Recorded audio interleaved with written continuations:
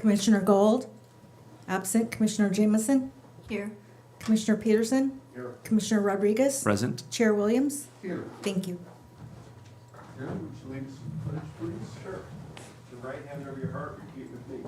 I pledge allegiance to the flag of the United States of America and to the republic for which it stands, one nation, under God, indivisible, with liberty and justice for all.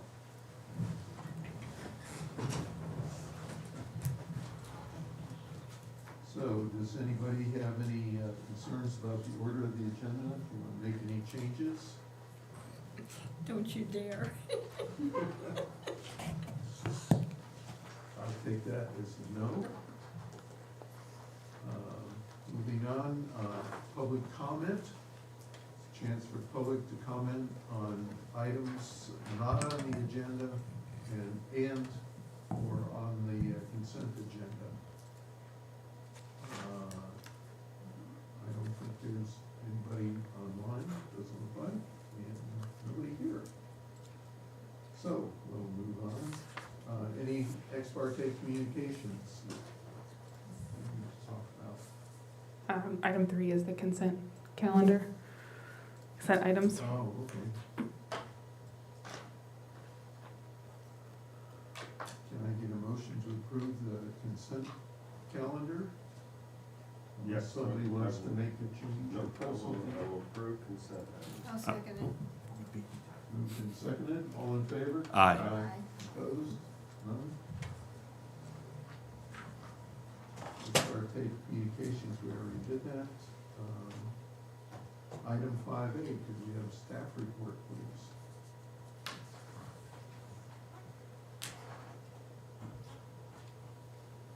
Good evening, Chair and Commissioners.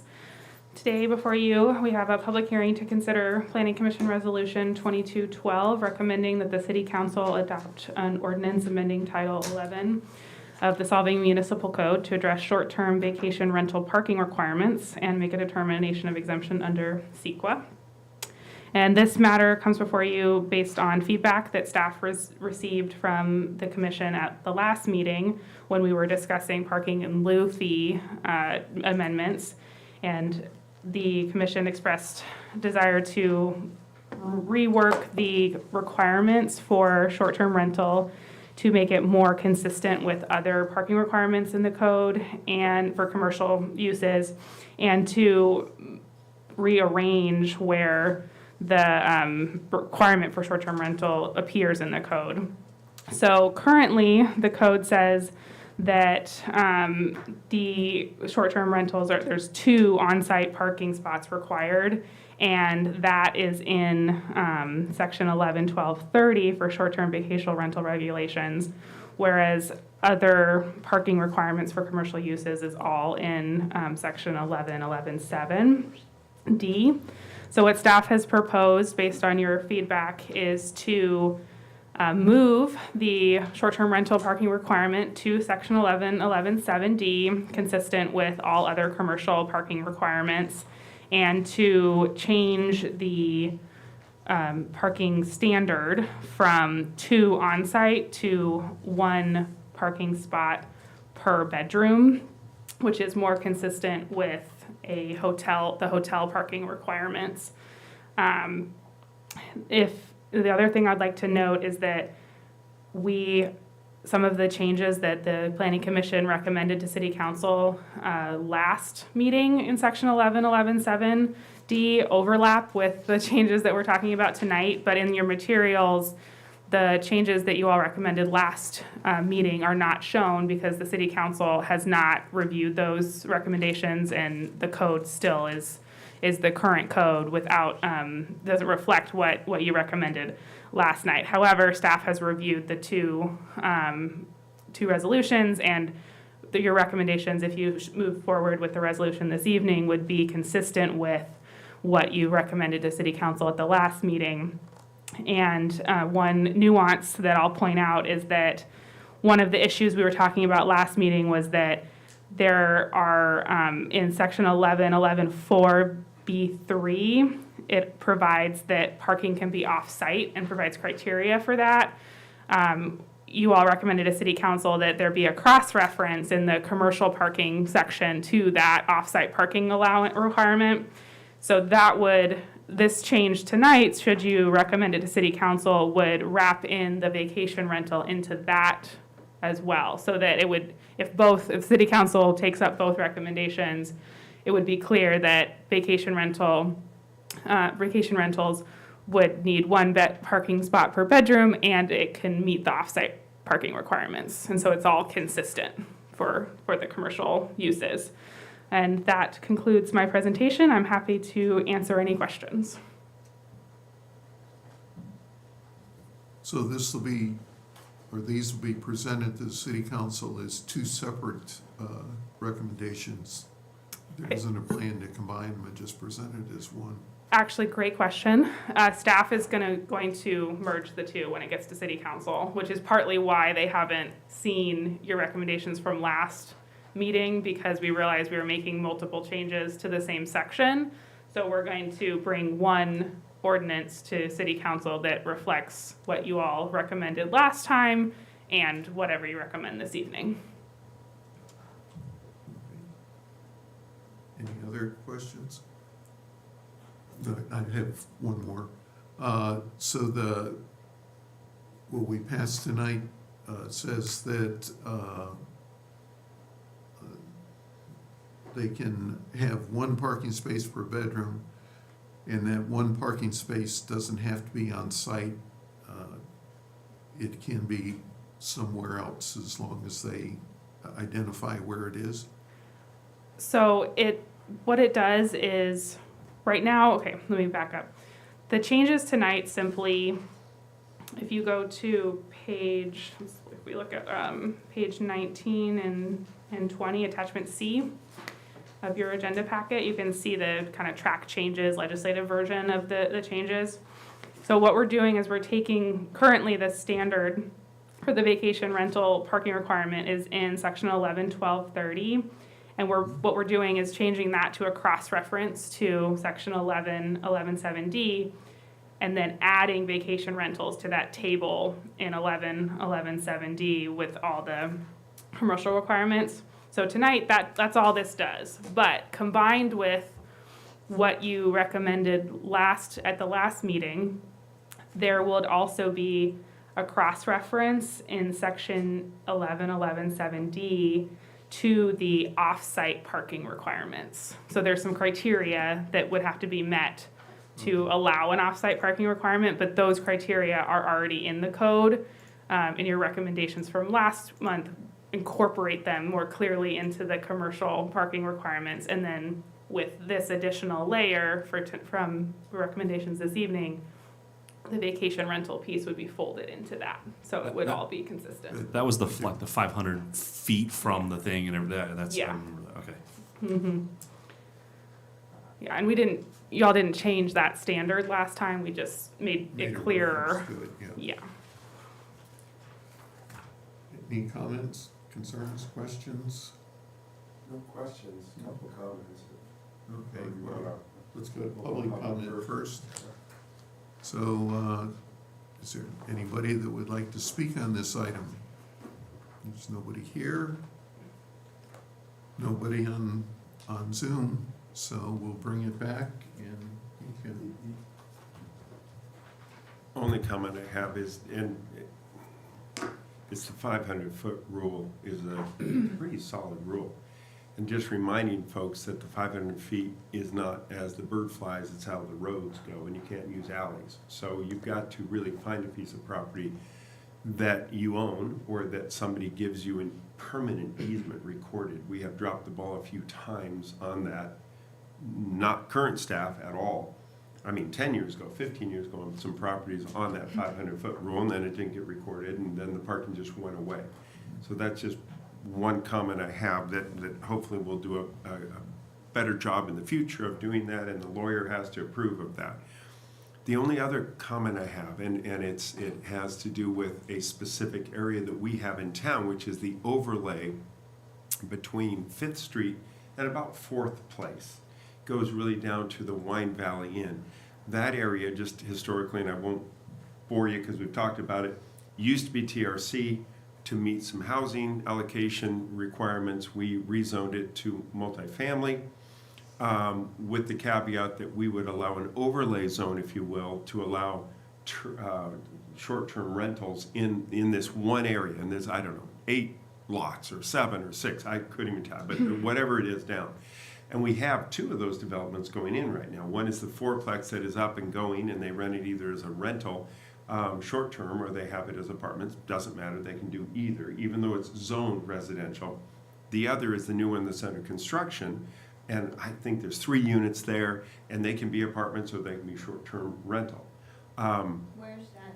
It's right next to Wine Valley Inn. It's the very first one next to it. It's 1546 Copenhagen. So so there's 2 brand-new buildings on that street. And others will come, as we know, all the way down to 5th Street.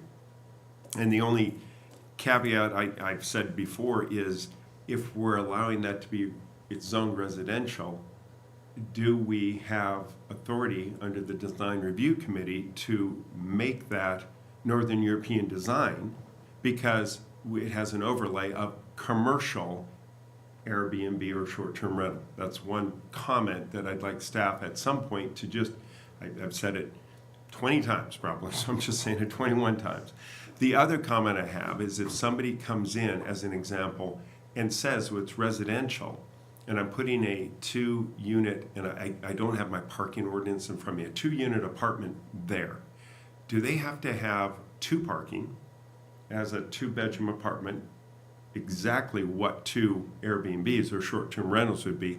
Do they have to have 1 guest for how many? How does the guest parking, I guess that's my question. And I meant to bring it tonight to look under my residential parking, because they come in under the zone, they have to meet that zone of parking requirements, but they have to meet the Airbnb short-term rental TRC under architecture, but they have to meet the parking with maybe a guest parking for every how many units. But then we roll it back and we say, no, you have to meet hotel. I don't have a problem with the ordinance. I'm just saying it's something to think about, because I'm trying to avoid staff's issue with this one overlay zone. I appreciate that.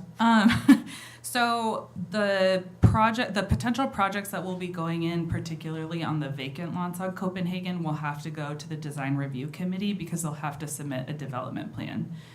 The Design Review Committee will probably want it to look Old World Danish, just due to the proximity to the TRC. However, that's not required in DR20 zoning. The other piece regarding the guest parking is, it's 1 guest parking spot for every 5 units in the code. So in section, I think it's 11.7B, and there's a table there as well, and it lists guest parking 1 space per 5 dwelling units. So just following up, and I'm making it up. Somebody puts in 5 units, they've got to have 6 parking.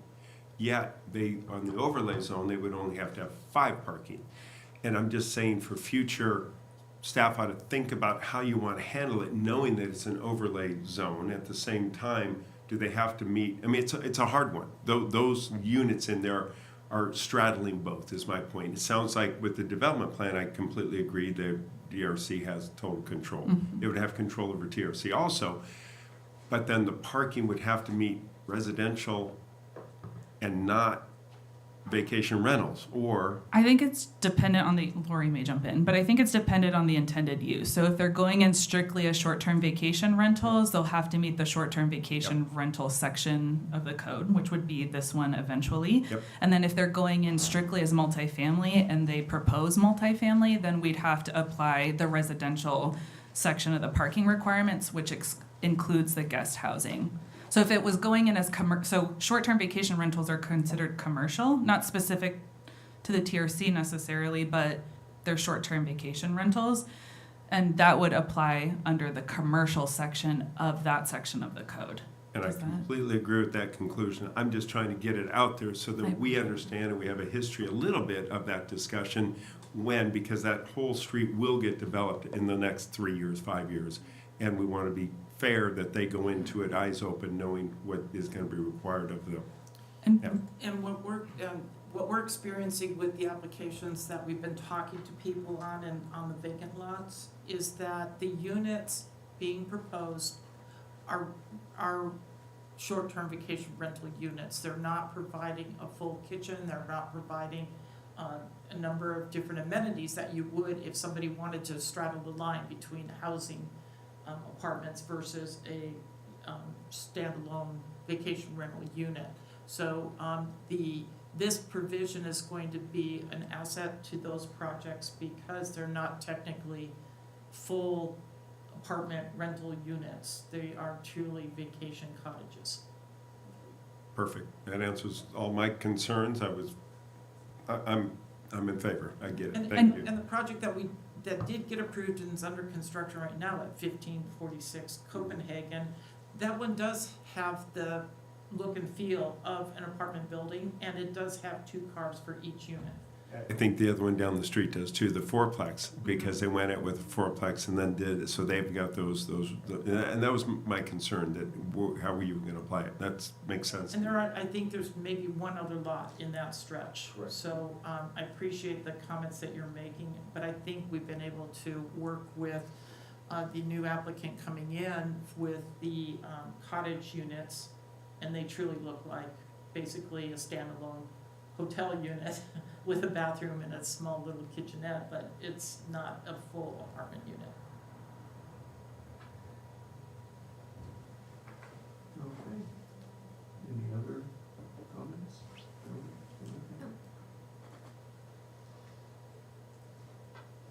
Can I get a motion to approve? I'll move approval of resolution number 22-12. I'll second it. Vivian, do we read the whole thing, or is that good enough? Usually you read the whole title of the, The whole title. A resolution of the Planning Commission of the City of Solvang, California, recommending the City Council adopt an ordinance amending Title 11 of the Solvang Municipal Code to address short-term vacation rental parking requirements and make a determination of exemption under the California Environmental Quality Act. So moved. So I moved, yes. And I seconded it. Moved and seconded, all in favor? Aye. Aye. Opposed? None, passes 4-0.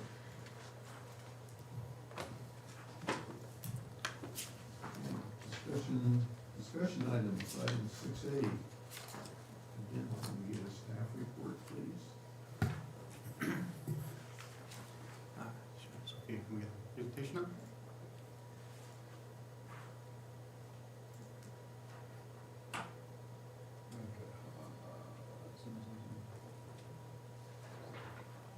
Sorry. So, this item is basically the handoff for the general plan update. We've distributed to the planning commission all of the elements of the planning of the general plan update so far. We still have to we still have to wait for GPAC comments on the housing element, but in the blue folders is the housing element as updated so far as it is. But just wanted to go through this presentation real quick to give planning commissioners that are not part of the GPAC kind of an update on where we're at and kind of where we're headed on the general plan update. So this is very similar to, for those that are on the GPAC, it's going to be a very similar presentation, so they saw the other night. That's the next slide. Oh, okay. So as you might have heard, there's been a little bit of change up in city leadership. So we're trying to pick up the reins on this general plan update and keep it rolling. So we have a new project team involved with the general plan update, and we're just going to introduce myself. I am Roger Olds, the Director of Public Works. So I'll be providing the kind of the leadership and the project management from a project perspective for the general plan update. So moving things forward. So Sophia Checo. acting planning manager and Planning manager? Overall support.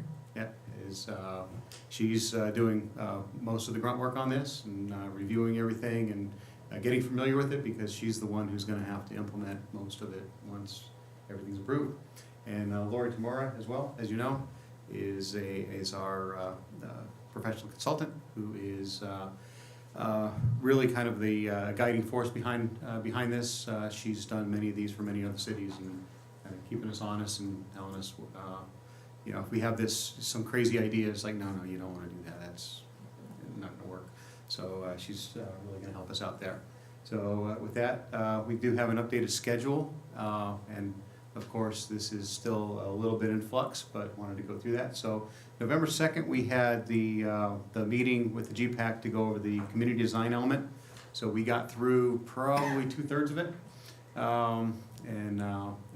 But a lot of the meeting was going over this very presentation on kind of where we're headed. So, today, November 7th, we distributed the full packet, all elements to the Planning Commission for review.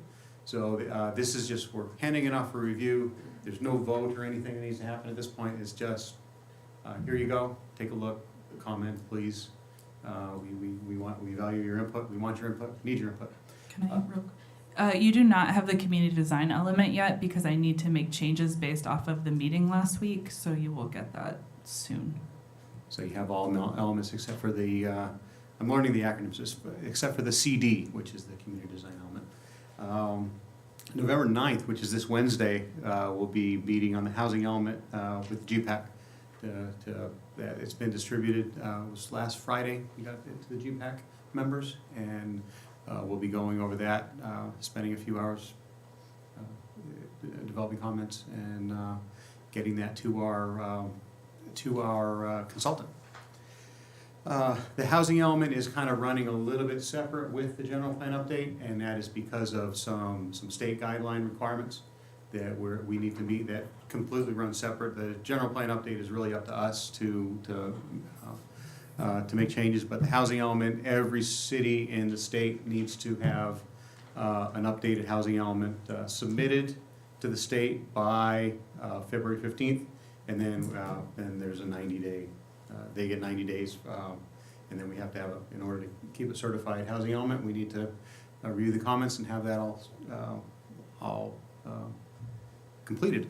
So the housing element process after the GPAC comments are received, which is on November 9th, we're looking at November 23rd, having the draft housing element released for the 30-day public review. So from between the 9th and the 23rd, we're going to get all the comments to our consultant. They're going to make all the hopefully make all the adjustments, and then we'll release it for public review for 30 days. In that time, December 5th, which is the next Planning Commission meeting, I'm assuming that's the first Monday in the month. A Planning Commission discussion and comments on the draft housing element. Then City Council will also make comments on December 12th to the draft housing element. And then the Design Review Committee on December 15th will review. They're mainly going to be looking at the community design element, but if they do have comments on the draft housing element, we can also hear those because it is within the 30-day public comment period. And then on December 23rd, that ends the 30-day public comment period for the draft housing element. So you can go to the next slide. Somewhere January, February of 2023, we will have a joint Planning Commission City Council meeting to review all the general plan elements. So we're not exactly sure when that's going to happen because rumor has it there's some sort of vote happening tomorrow. And so we might have some new planning, some new city council members. New planners, who knows? Who knows, yeah. So we want to give some adequate time for everybody to get comfortable in the seat before we try to say, hey, we want your we want your opinion and decision for the next 30 years of planning for the city of Sullivan, or 20 years, or how long is it? 2025. 20, 25, 30-ish. So we're not exactly sure when that meeting's going to happen, but we likely probably sometime in early February. Right after that, the environmental review begins. Once we have everyone's comments and the administrative draft is basically what what moves forward after the joint City Council Planning Commission meeting. That's when the EIR begins, and that's a 5 to 7 month process. So we need to get, we need to have everybody agreeable that this is what we want to put forward before the consultant can actually review it for environmental, for CEQA. Sometime mid-2023, the draft EIR, once the EIR is ready, the EIR will be circulated for a 45-day review period for public comment, and then sometime in the fourth quarter, we're going to begin anew our the whole process. The GPAC will review things. It'll come before the Planning Commission as well, and then the City Council finally certifies the EIR and approves the general plan update, and then we will be done. So it's likely late in 2023 is when that's actually going to happen. So back to the housing element. We are on track to submitting to the to HCD by February 15th, 2023, which is the deadline, the state mandated deadline that we need to meet. And then they have a 90-day grace period after February 15th, which puts us at May 16th. So as based on the timeline that I just gave you, we're not going to have the housing element approved by that time. So we will be out of compliance with HCD after May 16th. So we estimate that about 3 to 5 months. But we've calculated out, it is unavoidable at this time. I mean, there was some discussion about maybe separating the environmental review, because there needs to be environmental review for the housing element as well. So if we separated and did a separate environmental review, it would have cost a whole lot more money, and we still wouldn't make the time frame. We would still be out of compliance, just maybe a month or two less. So at this time, we're just biting the bullet and saying we're just going to run with everything all at once under the same as we've been planning on. So what does that mean to the city? Well, there's two things. First, it means that there's, as I understand it, there's a requirement if we stay current and we have and we are not out of compliance, then we have 3 years to change our zoning to meet the changes to the housing element. But as we're planning to do that with the general plan update anyways, so that it reduces it from 3 years to 1 year. So we're going to have it done in 6 months. So that's really a non-issue at this point. The other issue is that if there's any grant programs that the city would be wanting to apply for that require a certified housing element, we would not be eligible for that. So at this point, we don't foresee any grant programs that we're going to be applying for, but that is something that we need to consider. And but we're trying to minimize our risk versus reward type calculation. At this point, we're moving forward with our EIR. Okay, thank you. Mm-hmm. I got a quick question. Sure. So I didn't understand that. So the housing, because to me, the zoning, land use element, it's hand to hand with housing. Yes. At least the changes that we're recommending in GPAC. So you don't submit them both. You can submit the housing, and then we can just get the land use in as a. I mean, we won't be submitting in February the land use. Well, we're not submitting the land use. We're submitting just the housing element. So if we weren't doing a general plan update, we would still be required to do a housing element update to input all the new RENA numbers that are required and show, hey, we're going to meet these RENA numbers. This is how we're going to do it. And then we would have 3 years to change the zoning and go through the process.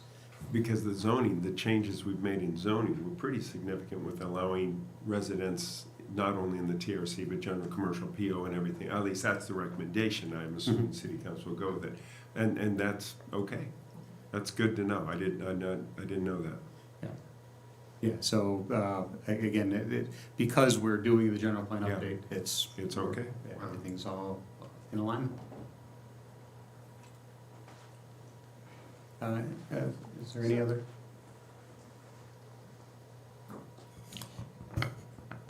Just add a couple other elements to the package that you received.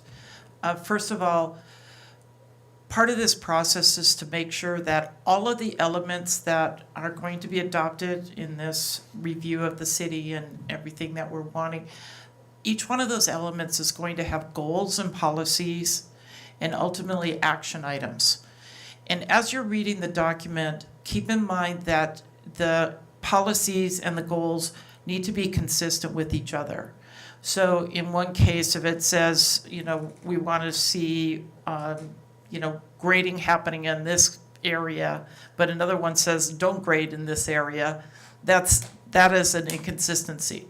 So just as you're reading through this, and again, you're one of the recommending decision makers, and you see an inconsistency, please note that, and as we go through this process, we'll work through those, particularly as where we're heading through December and early January is what they call the initiation process. And as Roger mentioned, it's an administrative, draft approval so the EIR can move forward. So we want to do a comb through of the document in all of the different elements and goals and policies so that the environmental review consultant doesn't start going down analyzing all of this and they find the inconsistencies. We'd like to have that taken care of beforehand. The other thing is that there is a website for the general plan, and there are some original documents that were prepared by the consultants in that website. And so you probably have seen some of those already, but just to refresh yourself, if you want to go back and look at some of the baseline analysis that they did or some of the other studies that were initial to the process. We did not print out every document that has been generated, but it gives you some background. And there is one provision in there that's also the alternatives document. And that alternatives document will be part of the environmental review. So just know that there's other resources as you start going through this, and it's a lot, and that's why we wanted to get this to you in a timely manner before we start going into those actual hearing processes that we're talking about. So if you have any questions, this is the team, and we'll be glad to help. And the website's plansolving.com, I think.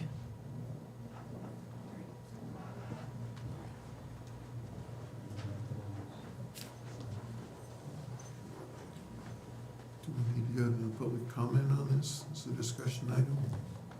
Yes, you should have public comment. Okay, let's go to public comment. Anybody like to speak on this item? Apparently not. Nobody online, so we'll bring it back for discussion. Joni Jameson and I, we both sit on GPAC, so we've been doing this May, April, I don't even know. It's been a long time. And as was commented earlier, we had a big leadership shift. And we have not had a planning director, even though Sophia has done a bang-up job. She was not at, I don't think, many, if any, GPAC meetings other than the last one.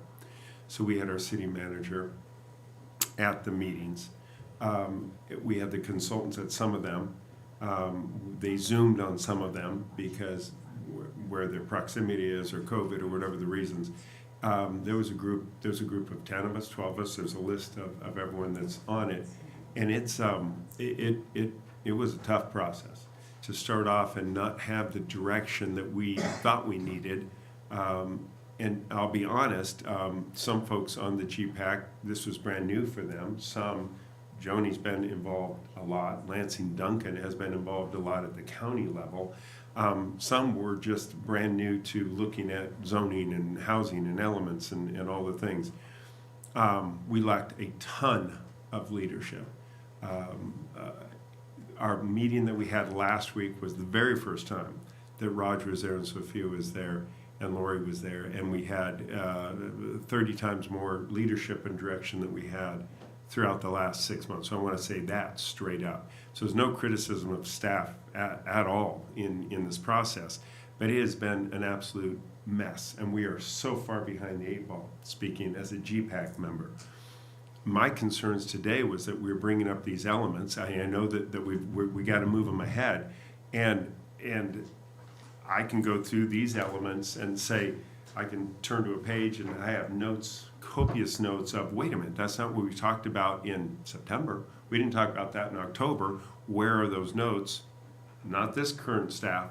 Those notes are not anywhere. We're not incorporated, not even at the consultant's fault. They're just not there as to what we wanted to do. It's very difficult to sit here as a planning commissioners who haven't seen this and been involved in it and go, well, wait a minute, why is this misspelled and why isn't that referencing? Our meeting last week was 3 hours. Most of our meetings go from 5 to 8, and we've had lots and lots of them. So if we were asked tonight, we can go through, and I'm happy to do, and I've gone through and I've got notes on this. It's in really nice form right now. It's in a form that is absolutely readable instead of the notes all over. This is the best I've seen it. Trying to reference this way and that way, we can just go through it. But I'm telling you, GPAC, our group, has not seen it in this form yet in a meeting. And there's going to be 11 people or 9 of us, whoever shows up is going to say, what in the world is this? Oh, I thought we talked about 246 on this, and how about the bike lanes here? On every single element, it's almost putting the cart before the horse, but I know where we're at. I know the housing element is driving this. I know land use is there. Design Review Committee has not seen this. That's why that's pulled out. The housing we have not finished, and they're dovetailed together. So I'm not saying it's a waste of time tonight at all. I would not insult us that we're doing this. I can sit here for 3 hours and we can go through it and try to explain it. A lot of stuff we won't catch that the other 9 or 12 members of GPAC will catch and go through. I wish that GPAC had 2 more meetings and then we had our meeting, because we're so close to getting it finished, but we just couldn't push across the finish line. And again, as I say it again, not at any fault of our current staff at all. It's been a tough, very confusing system, and Joni and I are pretty good at this, and it's really confusing for a lot of folks. I mean, Lansing's the next, but there's a lot of people that get it. Elizabeth Breen gets it. Esther Bates sits on it. She's on the Design Review Committee, and she gets it, and she's all over the design, and she's going, please give us some direction, because we're doing signs tomorrow and next week. Get this done for us. And then, of course, we've got our city attorney saying, we got to get our housing element in, because we don't want to be too far behind. I'm hoping the best efforts, the state's not going to be too mad at anybody, certainly not us, who's gone through some upheavals, but you never know. A very good friend of mine is running for city council at Pismo. They don't even have districts. They said we didn't get to it. They submitted and said we didn't get our districts done, and they're doing a general election for city council tomorrow. And they're not getting fined. So I'm not saying we want to ignore the state. I'm just saying I'm hoping that our good faith efforts and what we do will carry some weight, because we really have tried at GPAC, and I think staff has tried also. So those are my comments. I don't know what we want to do tonight. I poured over land use heavy hard after going through the whole thing, thinking that dovetails into housing, and because how do we get our housing element without those rezones that we're doing, right? Because it hadn't happened. But if you're telling me that we can wait on that and get our housing in, that's better. So our February deadline is housing, and that's super. But I'm not trying to say we shouldn't have comments tonight. Stay as late as you want, but we're confused on it just because of time. And we've been working on it from the very beginning, and we're confused. Yeah. And we're confused because we didn't get feedback from what our comments had been previously, months ago. And we don't even know where those comments are.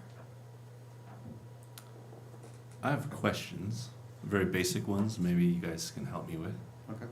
This whole plan update, I talk to people in the community and say, why don't we do this or why don't we do that? And this seems like it's the opportune time to do it, to make changes to the plan. I've heard I'm a big proponent of mixed use development, so putting second floors in a lot of these little places in the TRC, wouldn't that help fix RENA numbers? I don't know if you guys can help me with that, but if we're able to add housing elements in business areas, is that getting addressed? I mean, you guys are in the GPAC, Just so. as an example, the TRC has allowed it always, as long as it's 49%, we pushed hard, Joni and I, to allow it in general commercial, professional office, all zones except for industrial, so that we could get our RENA numbers up, and perhaps somebody does want to build a professional office building with second floor housing, Yeah. as long as it's a vertical. So we didn't want to go horizontal. So that is something that GPAC, we spent an hour and a half on. And that's my point, is that there's so much detail that GPAC has been meeting and meeting. No, it's there. There's, oh, maybe I'm looking at housing. No, it's under land use. It is in the land use, where we did incorporate them, all And the it was, land because it was use done, I think we mentioned it before, above CVS grocery store down there, and there's apartments up there. You don't even know that they're there, but that's a great idea. Correct. That's housing. So that has been addressed, and that, it's kind of like, very simply, you're in high school and you type up a paper, and then you give it to your dad and your mom to review, and then they spell check it, and then you give it to the teacher. We're the teacher. This hasn't been spell checked, and your parents never even looked it over. And the teacher's saying, why didn't, well, the parent, we haven't had that opportunity because we're out of time. We didn't meet for probably a month, 5 weeks in there as things fell apart about a month or two ago. And so we lost a lot of time. And you would be, had we had another month, 2 months, I'm confident by middle of January, we'd have a planning commission meeting, and you would say, where is that? We'd go, it's on page 3, and you'd go, oh my gosh, that's written perfectly, or close. You know what I mean? Right. We're so close to having this essay done, and we're not there yet, and we're trying to get judged by us. And I tried to look at it like I'm not on GPAC. I'm just a planner. I'd be going, GPAC, you guys are idiots. What are you giving me? Are you serious? Where is this element, and where is this stuff at? Because we're just so close to it. So again, I'm not saying we shouldn't discuss it. We should go through it. I'm happy to do it. There's so much detail out there that the GPAC members still have that weren't incorporated in this. And a lot of it was verbally expressed, and it's not in there. Over and over. Over and over. Why don't we have additional, like, impromptu planning commission meetings as it gets updated, so that way it can get reviewed? Should we make a motion to do that? So part of it is due to the election and commissioner terms. So with Councilmember Infante becoming mayor, because he's uncontested, his seat will be vacant, and whoever is appointed to that position will then potentially appoint a new planning commissioner. So we're unfortunately feeling that rub in this whole, like, it's already a big swirl of stuff going on, and then that's just an added little bit into it. We do want to do a special called meeting, but because of the timing of when a new person will potentially be appointed, it's going to push us into probably January or early February. So, and then we also have this, the GPAC still having to review everything. So we're trying to manage multiple bodies that need to see the different elements. And following up on that comment, we could all be brand new. And the GPAC, though, doesn't term out. The GPAC is multi-calendar year. It's a process term out. So that's good, because there should be consistency on that GPAC of us finishing up in January, February, March, all those type things. Maybe it gets to the forum, the goal would be that anybody could be sitting on planning commission, not having the history, and say, oh, that is a really good document that I can understand and follow. That's our goal on GPAC. I also, Commissioner Rodriguez, want to encourage you when you're going through these sections, and particularly the administrative section. It outlines what are called programs, and those are, it takes our goals and outlines the things that, like, the different action steps we want to do in them, including like rezoning or addressing mixed use, or sorry, I can't think of any other, but there's a ton of them. So I recommend like really paying attention in each element. It outlines your goals, and then that'll also break it down further into specific activities that we need to do. And I just restate that we have a GPAC meeting on Wednesday. The focus is going to be on the housing element. And if we have time, we'll go back to the community design element that we quite didn't wrap a bow around it. And then we do have you scheduled, the GPAC scheduled again in December to look at the full package. And so now that you two who are on the GPAC are seeing the whole package, if there's anything that you see that was missed, we can work with the consultants to work between now and that December GPAC to pull things together and get us a little bit further, because we certainly don't want to have, hours of discussion of what was missed. So if you have anything that you, from your notes or whatever, if you really do see missing gaps, if you can forward that to us or contact us, or maybe even come in and spend a little time working through that, then we can get the consultants' responses and have a much cleaner document when we come back for the GPAC. So as you saw, there are a lot of things happening, towards the end of the month, and then the first 2 weeks in December. And so, and then we'll bring that all back late January, February, being respectful of the new city council and the new planning commissioners coming on board. So that's kind of how we're trying to move this forward, irrespective of the fact that we've had this glitch in the process. So we'll get there, and we apologize for, you're all giving of your time to this process, and, we're just trying to put the pieces back together. And Roger and I had a meeting with our consultants, Mintier Harnish, last week, and they assured us that of the comments that they received, that they incorporated approximately 85%. They would not incorporate anything that violated state law or that they felt like the state would say, "Nice try, y'all." So they did assure us that they tried to accept everything they possibly could. As far as the planning commission, whoever's on it, our terms are up the 31st of December. It's unlikely that a new planning commission is going to be appointed in January, maybe by the end of January, but just listening to city council meetings, I suspect that might not happen either. So what's going to happen for getting planning commission comments when we might not have a planning commission? If that were to happen, then, the schedule does get pushed out. The main thing that we're trying to get is the housing element submitted by the 15th. As long as we get that in, the rest of this can be pushed, kicked down the road a little bit until we do have a planning commission seated and have the opportunity to come up to speed. Just keeping in mind that the longer it takes for to get a administrative draft, everything agreed on, the longer it takes to get that, the longer it's going to be before we can initiate the EIR, the longer it's going to be before we can, it just moves the schedule down along. So if we wait, we don't want to wait, 5-6 months, but if it takes a month, then it'll take a month. As long as we get, the February 15th is what we want to hit for the housing element, but for the rest of it, maybe we do go, kind of racing term, go slow to go fast. Maybe we do rein it in a little bit in order to get everybody up to speed, just with the understanding that, we're going to be just a little bit later.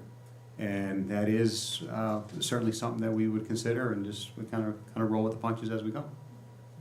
And I don't know if it's been communicated, but I wanted to speak to Aaron's comments about being here for 3 hours. That was not the plan for tonight. The plan was to hand off what we have so far and then revisit everything at your next meeting on December 5th. So today is just a handoff. Let's have a conversation about where we are with the general plan. When we have edits after GPAC meetings, I'll make sure to print out those versions for you and or provide electronic copies for you. So we'll be keeping you updated as we move through the process. So it sounds like, as a planning commission, what we should concentrate on is the housing element. And because I'm not prepared It's not to in there. I know, but I'm not prepared to even comment on what's here. It's in I the. mean, I blue read folder. it, I read every page. It took me 3 days. So I have not had any chance to think about it, I haven't had a chance to go back and compare and look at it. You know, I didn't even do my usual thing, other I noticed a lot of spelling errors and formatting errors, and, you know, I don't like this over here on this page and over here on that page, and there's too much white space for me. But that's all minuscule compared to this other stuff, but that's what I noticed in my first going through. So I think for the planning commission, we should try to come up with something substantial on the housing element for the December meeting. And anything that anybody wants to do with the rest of it, fine, we'll take that into account. Does that make sense? Yes, absolutely. And An overall picture, and Joni, I can speak to it, because along with the housing is that land use. And general, correct me if I'm wrong, or you correct me if I'm wrong, but we did what we call a village area, and then we did an outside village area. And there are different zones within those, obviously. So when you're looking at it, kind of keep that in mind, because that land use element is in here, and it's a little different than what we've had before. And then the housing element obviously works within the residential zones that we're setting up, whether it's design residential or whether it's a 20 or whatever it is in there. And when you're glancing at this, and I'm not lecturing at you, but it's confusing, is that we have 8 elements. And if you looked on this page, whatever, 22, the land use element, so if you look at attachments, and because I know, Justin, you haven't seen one of these before. I mean, it's an interesting one. So you look at attachments, the general plan, timeline, then it's land use, economic, mobility, public facilities, environment, safety. And then we don't have in this packet the design element and the housing, although we just got the housing in this. And the design is being worked on, and hopefully DRC is gonna have a bite at that apple also. And then that makes up our 8 elements. And it's the housing one that's driving the state from saying to us, you might not qualify for grants. But it's tied into land use, because to your point, we do on our land use rezone, we recommend rezoning to allow more residential and second floors and vertical and things of that nature. And part of that is the ADU thing that came out before, that's all in there. So that's just an overall scheme, because it's taken us, a while. And I remember we had a meeting a while back that was a joint, I think, city council, planning commission meeting, and the GPAC was being discussed, and there was like, I forget, it was like the motto of the town, or it was something, and I remember you're like, I don't care. It was kind of like at the beginning of everything, it was kind of, and you were saying it was like a waste of time, but everyone's trying to interject their like political agenda of what the town should be or something, but I just remember saying, it was like, we're the Danish capital of America, shouldn't it be as simple as that? But whatever came of that, is that part finished? Oh, no, it's really good. There's some really, really good language that some of our people on GPAC who are better wordsmiths than us, we're more technical, where they're more wordsmiths, and they've come up with non-flowering but very good language about what Solvang stands for, what we want to do. And that's really the GPAC goal, the general plan goal, is to set what is our tone, what is it that we want to be. And it's a mix between tourism in a Danish town and locals. And it's a mix between multifamily, low income, and high end. It's a mix between having workforce housing and then traffic and 246 and the casino in the valley. And so there's some really good language in here on introduction paragraphs that I'm sure some of our wordsmiths will go back over and change for the better. They're really good at it. There's a handful of them. And so look through this, and when you look at the introductions and in each of the sections, I think you'll like it. But if not, Planning Commission has the right to change anything that we want to change. We're like the teacher and the city council, I don't know, the superintendent. Can we actually change it or just recommend changes? Planning Commission can change it, is my understanding. GPAC is just an advisory We're just an advisory board, general plan advisory committee, and it goes for us to do this and go on to city council. So, anyway, I'll bet a lot of those elements are in there. I have one question.